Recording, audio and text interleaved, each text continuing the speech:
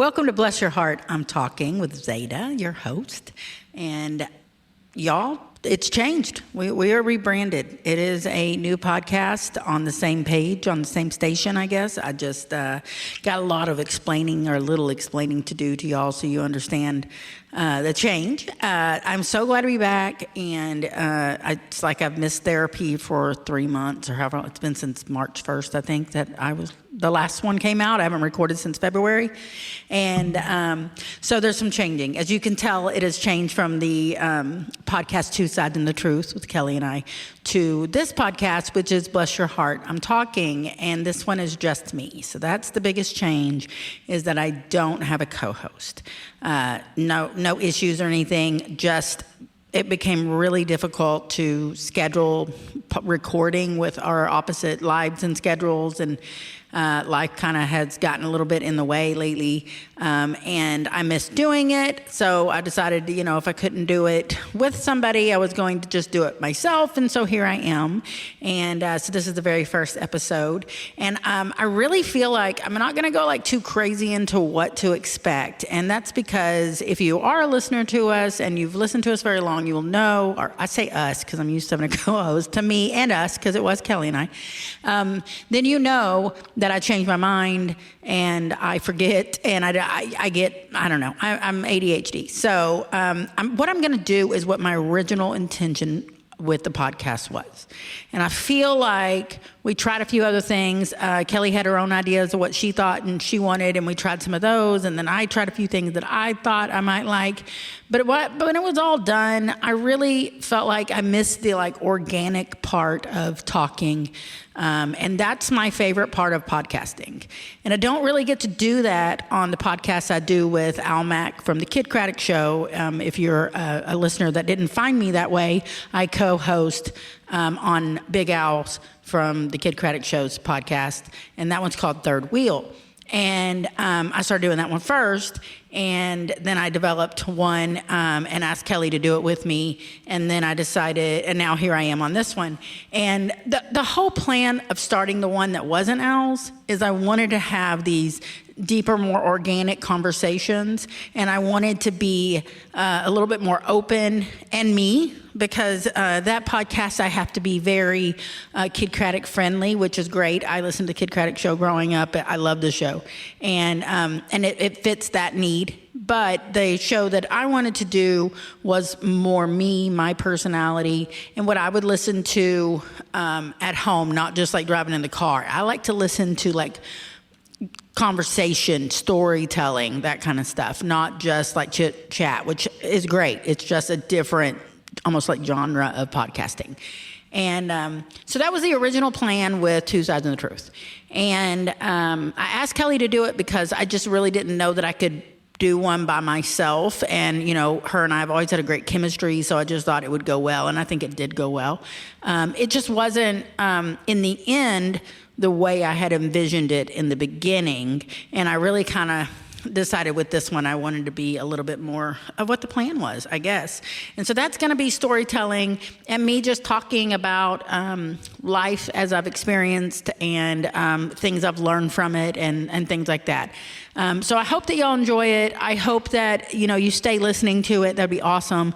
It'd be really great to get some new listeners. It'd be awesome for y'all to promote me. Also, I'd like to mention that I did open a merch shop. So the whole time that we had Two Sides and the Truth, we forever said we were going to open a merch shop, and we never did.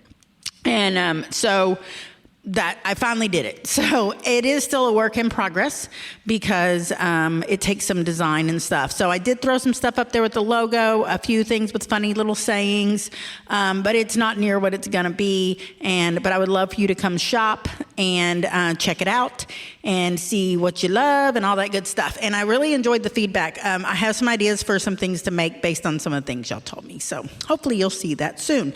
To find that, you can go on to printables and find my name, Zada. It's under Zada Owens. Also, I post it on my social media. So it's going to be posted on my page, which is Zada Owens on Facebook. And I will post it on my Instagram with the Z Mamacita on Instagram. And then I have made an Instagram for this podcast as well. So you could also look up Bless Your Heart, I'm Talking, the podcast. On Instagram and on Facebook. But the Facebook one, the Instagram one is new because Kelly ran the other one, so I just started a fresh one on that one. But the Facebook one, I have put in a name change, and it takes them a long time to do that, apparently. So I'm still waiting on the name change, but the page is available, and I am posting on it, so feel free to follow it. Okay, so another really cool thing about this is that I have my same producer that I had before, so that's awesome, or editor, he's kind of a combination. I guess I produced it, he's the editor. And then I have a listener, Missy, reached out to me and offered to help me and do some stuff for me to help me with getting it set up and some social media, and she's really good at this stuff, and so she's been really helping me. So I'm hoping that you'll see more of a social media presence, and she's really guiding me because y'all, I suck at that stuff. I'm great at talking. I am not great at doing when it comes to social media and all the little extras because I don't know, you can only carve out so many hours a day. So I really appreciate her help. So you're going to definitely see a difference there. So that's about all I got to say about that. Now, I do want to talk about where I've been because it's been a while and y'all probably wondering what the hell happened to me. So I'm going to give you the quickest catch up of ever because that's not what this podcast is going to be about today. But basically, I was helping my dad. He lost his leg recently and get on his feet and all this stuff. And I've been spending my weekends going to see my dad and hang out with him and clean for him and do all that stuff, go to the grocery store and stuff. But he's got a new girlfriend, y'all. The man is almost 80 years old. And he has found a new girlfriend. If you have followed this, his girlfriend of a few years that lived with him broke up with him the day after he had his leg amputated. Then he had hit 3, y'all didn't even hear about one or two of these. One of them. All 3 of his pets he had when she left have died. And one of them was 25-year-old cat, literally human years. One of them was I think she was 16-year-old lab, died a week to the day later after the cat. And then last month, my dad lost his favorite animal, Buddy the dog.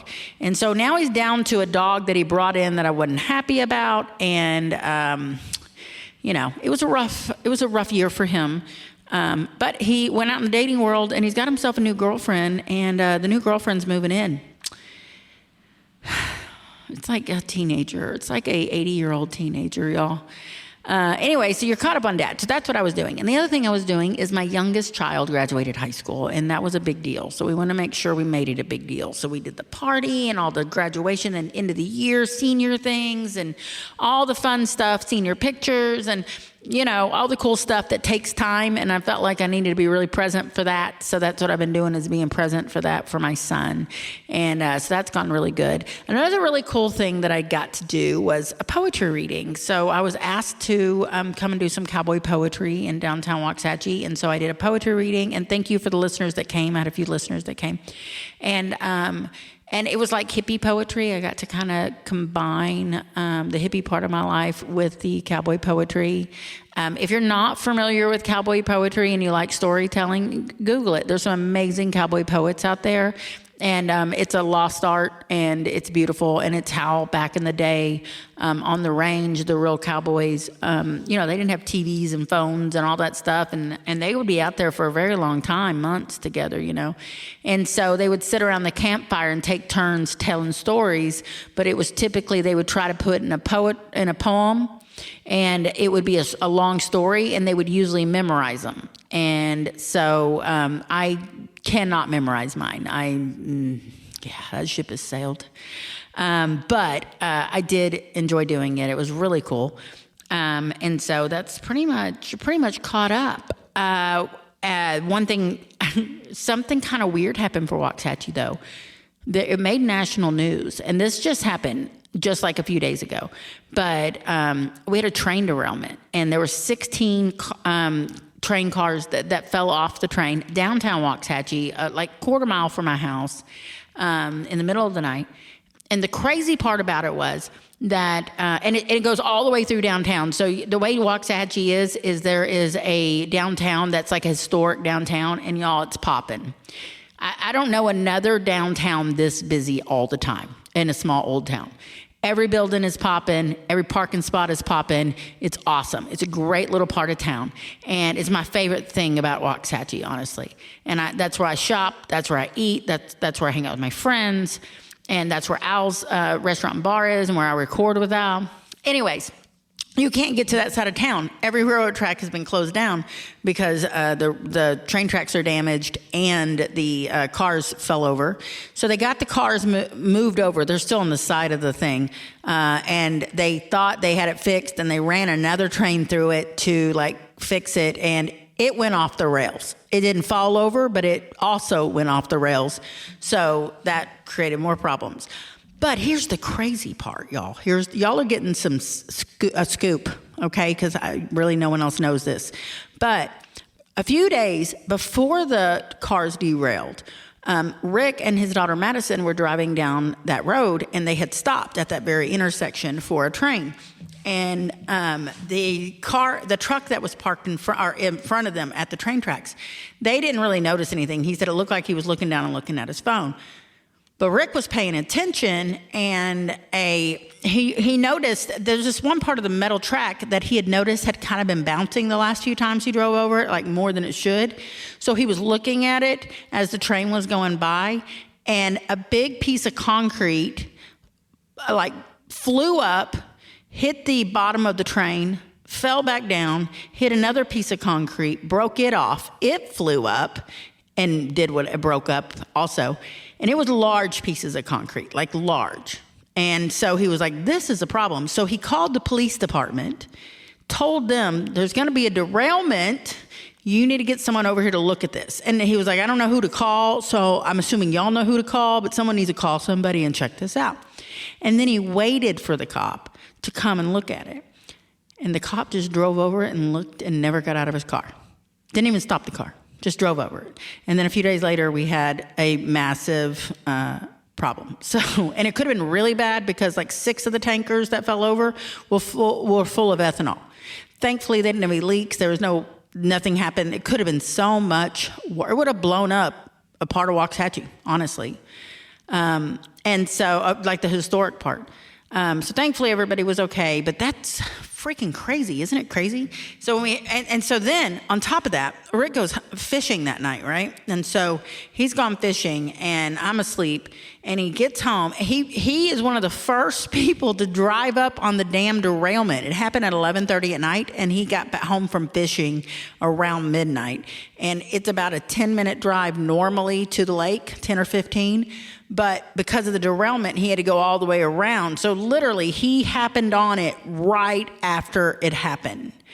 And what are the chances of that? And he never goes out at night. This man is always home in bed at 8 o'clock. But unless he's fishing. So I just thought that was insane. So y'all are caught up. Y'all are completely caught up. So now I'm going to get into the bulk of what are we going to talk about? And I really kind of thought about what would be a good topic for the very first episode of the new podcast. And what I really felt like it needed to be is, that we need to fill our souls. And, for some people, that sounds like filling your soul sounds like what you're going to do is spiritual in a biblical sense, in a religious sense, in whatever religion you are.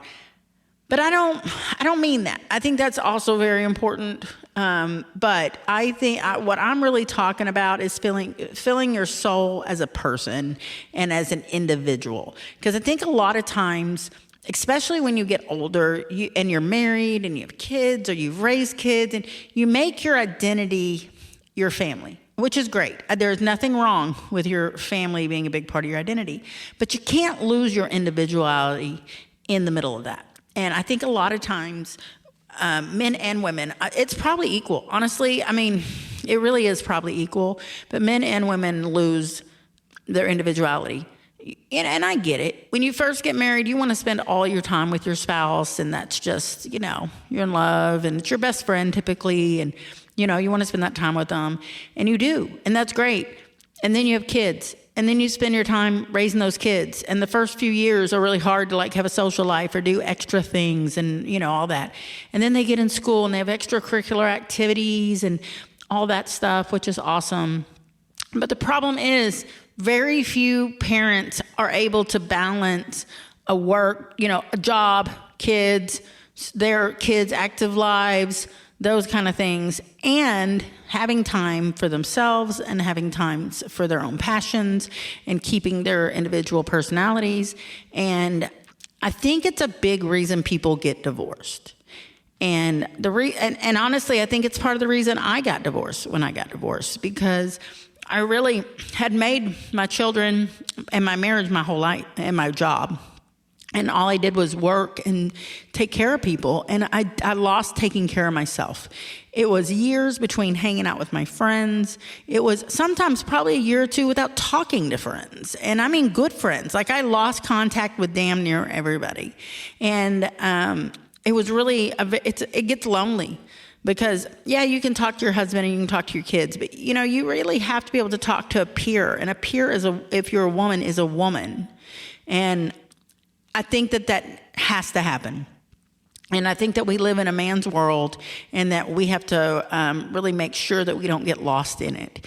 And I think that means that you have to have a good girlfriend. And as a guy, I'm sure a good guy friend, somebody that you can lean on and talk to. And I think it gets lost. I also think you need to be picky about who you do that with. And I think it's a balancing act of time and energy and picking the right person and how do you even meet that right person. But it's important. And so one way to find that is, and this goes for older women too, my age women, because we're just now getting out of that stage. Like we're just now to the point that, you know, we don't have to like stay home on the weekend for our kids, and we're not taking anyone to soccer practice. We don't have, you know, homework at night, that kind of stuff. And so we're free to have a little extra time or whatever. And, you know, maybe you want to sit around the house and veg, and that's fine, I guess. But, you know, you need to make sure that if you're doing that, you have a lifeline, whether it be a friend or something. And one way to find that is a hobby. And a hobby that's not centered around just your family. Now, it could be a hobby that involves your family. Like, you know, you could all be into, let's say you're all kayakers, and you could go kayak with a group so you can meet other fellow-minded other people, you know, men and women that are friends. However you find those people. And sometimes I see on like social media that people will make little snide remarks. Well, I don't talk to anyone I grew up with. Why would I do that? I outgrew them. And that's fine. I understand. I get it. But I don't also. Because I went a series of years where I was pretty alienated from my friends that I grew up with by my significant other. And then when we divorced, then I was free to have personal time for myself again and hung out with my friends again.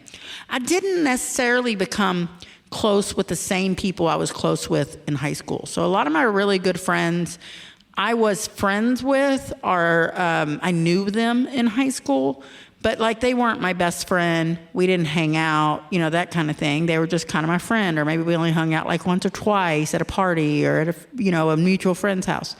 And we liked each other, but like that wasn't my ride or die or anything. And now those are the people I'm friends with that I'm so close to. And I love my other friends still. I just don't see them like I see, it's a different relationship.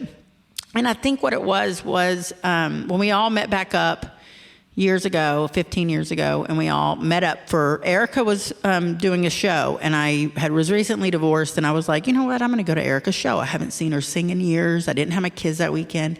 Let me go do something. I'm just trying to stay out of the house. And Mary and I have always pretty much stayed close, so Mary was like, yeah, let's go see Erica's show. So we go to Erica's show, and there's like 15 other people from high school there. I couldn't believe it. I mean, we were 32 years old at this point. I hadn't seen most of these people since high school. And we were all recently divorced. Every one of us just were trying to get out of the house because of it. There was a few couples there too. And But it was just kind of like, no one planned it. I didn't know they were going to be there. They didn't know I was going to be there. It just worked out that way. And it was in downtown Dallas, and we lived all in different parts. I lived in Houston at the time. I came specifically to see Erica. But everybody that was there lived in areas of Dallas nowhere near each other. We came together, and we ended up becoming the closest friends. And to this day, those are my best friends. And just that one chance where one night I decided I was not going to sit at home and be sad, but I was going to go out and find something to do and put myself out there. And I wasn't looking for a guy. I was looking for, I needed a posse. I needed my girlfriends. And I made some great guy friends. You'll hear me talk about Danny and Coy. And around the time I met them both up there that night. I'd seen neither since high school. We all were recently divorced at the time, and those were my ride or dies. We hung out nonstop. We got each other through divorce, honestly, and the girls too, all my girlfriends. But I hung out more with probably Danny than anybody besides Mary, and we really. I mean, it's just good to have that. And I think that we lose that. So however you need to find it, I think it's really important. And part of that is that you're filling your own cup. You're giving yourself things to look forward to, a break in monotony, something small. Don't go crazy. Like, you don't need to be going out every night. You don't need to be having girls' weekends once a month, all that kind of stuff. But if you can fit in a girls' weekend a year and like 2 or 3 nights, a summer with your girls, or, hanging out, having dinner, going to lunch, whatever the small thing is, or, if you pick up a hobby, you'll do that hobby. For me, it was my girlfriends and, my guy friends and I, we were going to the bar, but we were also going to do like cookouts. And I had, taco night on Tuesdays. I know it's very original. And, and all my friends would come over. Everybody was single and they would all come over. They'd bring their kids if they had kids. And we just have taco night and just like chill at the house on a Tuesday night, so that, breaking up the monotony. And it really filled my cup, and it really made me feel like I wasn't alone, and it gave me a sense of being. And I wasn't spending my time in a bar meeting people. I was spending my time in my living room with people I'd already met and enjoying the time. And I just think that's really important. And I think there's a lot of people, and I can't speak for men like I can women, but I think there's a lot of people out there that are very lonely and don't even know they're lonely. I mean, some probably do. But it's like, they want to go have fun. I don't want to stay out till 10, y'all. I'm not saying go out and party. I'm saying lunch. I'm saying an early dinner. I'm saying coffee. I just think it's important to have people to talk to and laugh at and be fun with. And, I got to call someone because I need to paint this shit and I don't want to do it alone. Whatever the case is, that is very, very important for your mental health. And so that's really what I want to tell people. And, or chase your dream. So like, when I was growing up, we had, like, in high school, they gave us this thing our senior year. It was like the senior newspaper or something like that. And everybody put in there, like, what they wanted to be when they grew up or whatever the case is. And my number one thing was I wanted to be a talk show host. Y'all, I've always liked to talk. I know it's shocking. And I wanted to be a talk show host because I like to talk to people. I like to hear what people have to say. I like to meet interesting people. I like people with a story. And so that's what I thought I wanted to do. Or I wanted to be a writer. And those were my 2 goals. And then I got married young and had kids, and that just kind of ended that. And so when I got into podcasting, it was like I found a different way to tell stories and to have those conversations. And again, I'm filling my cup. And that's why, like, being off the last 3 months was really hard for me, because this has become, it's therapeutic. I'm not going to say it's therapy, but it's therapeutic. Because as I'm talking and as I'm planning episodes, I'm thinking about these things. And I'm thinking, am I filling my cup? Am I doing what I should be doing? Am I still filling my husband's cup as I'm which, no, we're not officially married, but you know how it is. We are. And so am I filling his cup too? And am I letting him fill his cup too? Am I letting him have his passion? And I'm not trying to be the person who gets in the way of it and stops it and slows him down. And so Rick likes to hunt and he likes to fish. And I love that he gets to do that. And I know a lot of his friends and a lot of my friends that have significant others that hunt and fish, they don't like it. they're like, no, you're gone every weekend in the winter. You're gone he was gone till midnight that night of the train wreck, or almost midnight. I have zero problem with it because he's filling his cup. And as much as I like to talk, he doesn't. And it gives him a place where he gets to go and be silent and, do his thing and relax, and he loves it. And it makes me happy to see him do that. And so my way of doing things for myself is different. So, my soul wants something different than his does. So how are we both going to have full cups if we have different things that fill them? And so we have to, make sure we make time to fill our own cup and to find our own cup of tea. And that's what we're doing. And I wish that for everybody. I feel like every adult and child, I'm sure, but children tend to get those things, the ones that are in a good home, tend to get their cups filled because their parents like to do that for them. But when we get older, we stop filling our own. Our parents can't fill ours anymore, and we're filling everybody else's. And when you're about my age, it gets real hard because you suddenly become the caregiver of your parents. And when you're the caregiver of your parents and you're still raising children, there's just not a lot left. So I just feel like that was my thing I wanted to take away with this episode, because this podcast is filling my cup and it is filling my soul. And it just gives me something to say. And, sometimes it's really funny and sometimes it's not, and sometimes it's serious. And, I could stick to one theme of that and just be funny all the time and say stupid shit. Or I could have real conversations that I think would help people a little bit more. I don't know. I'm not a therapist. You don't have to take my advice. But I've lived a pretty interesting life, and I'm very happy and fulfilled. And I can't say that about everyone I know. And I want that for them. And I can't say I'm always happy and fulfilled. I definitely have bumps in the road. But I want everybody to get that. And so if I can provide any kind of motivation for it, I'd like to do that. So that's kind of why I'm back, I guess. One of the things that I think of is that recently I lost my cousin. And for listeners that have paid attention, I lost my cousin about 2 months ago. So I lost a cousin last July that was my brother's age. And then I lost my cousin who was also my brother's age. And I've lost my brother, and I've lost my god brother. And I've lost a lot of people the last few years. And a lot of young people the last few years that I didn't expect to lose. And all of them were about 51 to 52 years old. And so I was like, well, I have a weird relationship with one of my step siblings, in that we have been close our entire lives. Like she became my stepsister when I was 4 or 5, and was until I was 16, I think, and they divorced, but maintained a great relationship. Love her. And we've always had a good one. And then a few years ago, I don't recall there being an actual falling out. I think that there were just maybe some hurt feelings on both sides, and we hadn't talked in a while. And obviously it bothered me. I'm sure it bothered her as well. But it was one of those things like, who goes first? And when my cousin passed away 2 months ago, I went to the funeral, and this is my step family. It is my sister's family. But they raised me, and I love them as my own, and all of them. And well, 1 or 2 I could do without, but I love them very much. And so it's hurtful not to talk to her and not to see her, and, not be present in her and her son's life. And so when I went to the funeral, I was thinking this, and I didn't really know how it was going to go, because I knew I'd see my sister.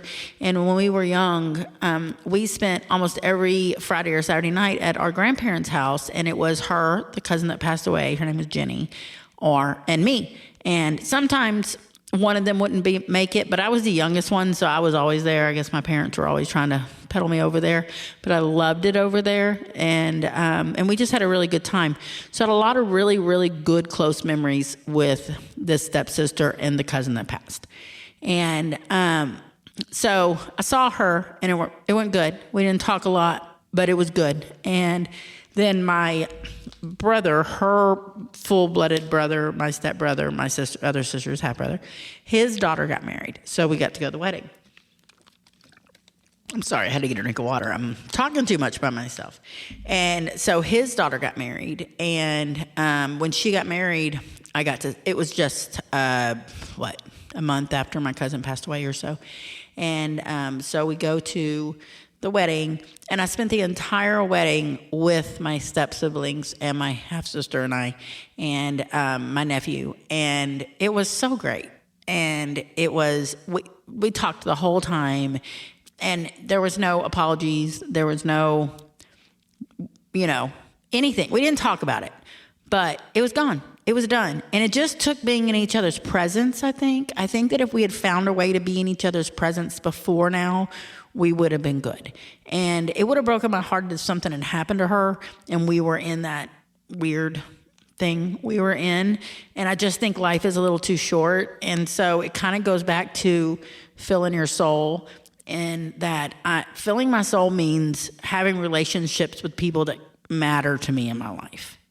And I think in this day and age, it's real easy to cut people off. You see it and hear about it all the time, about people cutting people out of life. And, I've had times in my life where I've had to cut someone out of my life or take a break from somebody or whatever. We didn't call it go no contact back then, but that was ultimately what it was probably. And I have some regrets for some of them. And I have regrets, and I don't want to have that with my sister. And losing my cousin made it obvious it could have been my sister. It was very unexpected with my cousin. She was fine one day, and she was dead the next. It was just shocking, and I do not want that to happen. And either where something happened to her or something happened to me, and we had that on the table, and that's how it was left. And I'm just using my sister as an example because that's recent, but I just thought it was a good example. And I just... none of us are perfect, and we're going to all have little hiccups in life that we don't like about each other. And it's just one of those things where you have to understand that sometimes that's okay. I mean, if it's not that bad a thing, if that person's not doing, they're not murdering people. There are things that are forgivable or that are understandable. Sometimes it doesn't even require forgiveness because, they didn't technically do anything wrong, or, it was just, personality clash at the moment or bad timing or whatever the case might be. And I would have regretted for the rest of my life if I did not fix that. And, I think that we should all think about that. And when I say that we need to fill our souls, I think that's a big part of it, is making sure that people that are important to us know they're important to us. You don't have to blow up their phone. You don't have to give them fake love. But you know what? An occasional text, hey, hope you're good, a picture, just let them know that you do think about them. And a card, and anything like that. And I just think it's really important. And I hope that y'all, get that from others, and that you give that, and that you listen to it. And, if you have that person in your life where you're thinking, maybe I need to reach out to them. You know what? Maybe you do. I would encourage it because it really did make me feel really good. And that's really, I'm not going to have quite as long episodes. Some will be longer than others. I am going to have interviews. And honestly, I already recorded a first episode, and I did not release it because I talked about doing an interview that I did do, but I didn't like the sound quality. So I decided just to record again and do the interview again with her so that it's better sound quality, but it's a good one. So it's a good one. Y'all are going to like this interview. And so I'm going to redo it. I'm going to re-record that interview, and it will be on another close episode, but not probably the next one. And another thing that I'm going to try to do is release the episodes every Monday morning. And so it's going to be more of a set schedule. And that was the goal in the last one, but it was really hard to do because of our scheduling issues, which is, kind of why I didn't go grab a different co-host, because that was the number one problem. And when it's just me, I can make an hour's worth of time, or I can do that. So then I'm just going to do that, basically. And another thing I want to remind you all about is the merch, but I need ideas, okay? So if there's something that you have heard me say on the podcast repeatedly, besides bless your heart, because y'all know I know to put that on merch. But if there's something else you either think I would say or makes you think of me, or you've heard me say that you thought was funny, sounds like me, makes you think of me, whatever, then send me the ideas, girl. I would love to hear it. If I can make it happen, I will make it happen. But for now, check it out. Not everything's podcast related on the merch shop. And the reason I did that is I just find some things really funny. And so I just made some funny things. And some push the edge a little bit, but I just find them funny. There's no hidden messages there. Okay, y'all? I just think they're cute and funny. So y'all might want to check those out. Not everything is podcast related on the shop. And it just started it. There is more to come. In fact, I have quite a few designs I haven't released yet because I'm still tweaking them and, getting a little help with them. So I'd love to hear your ideas and that, all that kind of great stuff. And please like and share and come back and join me for the next episode of Bless Your Heart. I'm talking.